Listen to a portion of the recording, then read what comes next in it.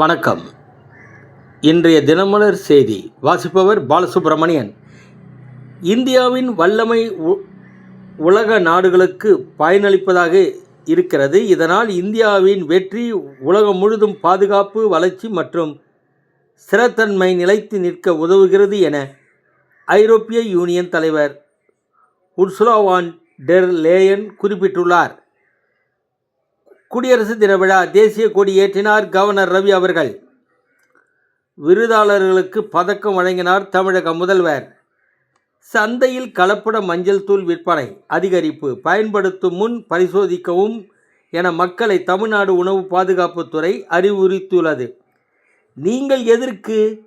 நீங்கள்தான் மக்களுக்காக பரிசோதனை செய்து பறிமுதல் செய்யலாமே, ஏன் தயக்கம்?